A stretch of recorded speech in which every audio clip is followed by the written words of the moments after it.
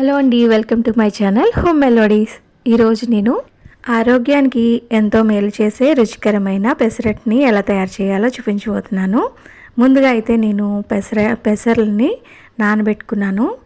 ఇలాగా 4 అవర్స్ వరకు నానబెట్టుకున్న తర్వాత రాత్రంతా అలాగే వదిలేస్తే మొలకలు అనేవి వస్తాయి. ఇలా మొలకలు వచ్చాక చాలా ఎక్కువ పోషకాలు ఉంటాయి. ఇలాగా వీటిని నేను తీసుకుంటున్నాను.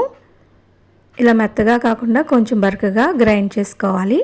ఇందులోకి నేను ఉల్లిపాయలని, అల్లాన్ని కట్ చేసుకున్నాను.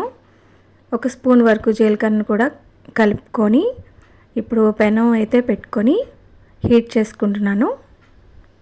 ఇలా బాగా హీట్ ఎక్కిన తర్వాత దోసను అయితే వేస్తున్నాను. ఇలా బాగా దోసను వేసుకుని పలుచగా కావాలంటే పలుచగా, లేదంటే ఇలా వేసుకొని దానిపైన ఉల్లిపాయలు, పచ్చిమిరపకాయలు, అల్లం ముక్కలు, జీలకర్ర వేసుకుంటే చాలా చాలా టేస్టీగా ఉంటుందండి. ఇవన్నీ వేసుకుని చుట్టూ ఆయిల్ కానీ లేదంటే 1 స్పూను నెయ్యి కానీ వేసుకుంటే బాగుంటుంది.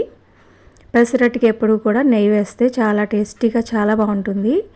కొంచెం క్రిస్పీగా అయ్యే వరకు కూడా వేగిన తర్వాత తిరిగేసుకోవాలి. ఇలా స్లోగా తీస్తూ తిరిగేసుకోవాలి. అప్పుడు బాగుంటుంది. తిరిగేసిన తర్వాత స్లో ఫ్లేమ్లోనే పెట్టుకోవాలి. ఇటువైపు కూడా ఆయిల్ కానీ గీని కానీ వేసుకోవాలి. 1 స్పూన్ వరకు వేసుకొని స్లో ఫ్లేమ్లో పెట్టుకోవాలి. ఇప్పుడు నేను పల్లీలను అయితే పచ్చడి చేస్తున్నాను. పల్లీలను వేయించేసుకున్నాను. పచ్చిమిరపకాయలను కూడా వేసుకొని వేయించుకున్న తర్వాత దీంట్లో కొంచెం సాల్ట్ని అయితే వేసుకొని గ్రైండ్ చేసేసుకోవాలి. చట్నీ అయితే రెడీ అయిపోతుంది.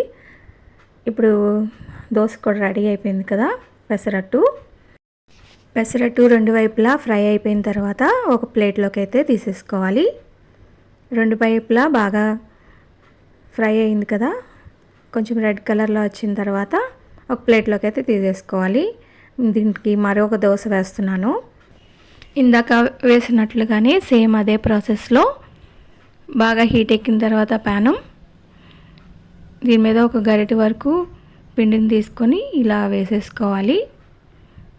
ఇలా పలుచగా వేసుకున్న తర్వాత దాని మీద ఉల్లిపాయ ముక్కలు, పచ్చిమిరపకాయ ముక్కలు వేసుకుంటే బాగుంటుంది.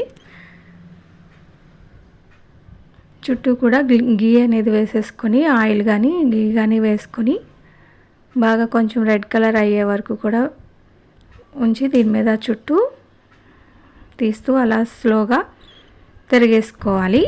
ఇప్పుడు స్లోగా ఇటువైపు కూడా టర్న్ చేసుకున్న తర్వాత ఇటువైపు కూడా ఫ్రై అయిపోయింది కదా. ఇప్పుడైతే ప్లేట్లోకి అయితే తీసేసుకోవచ్చు. 2 వైపులా ఫ్రై అయిపోయిన తర్వాత వేడి పెసరట్టు అయితే రెడీ అయిపోయిందండి.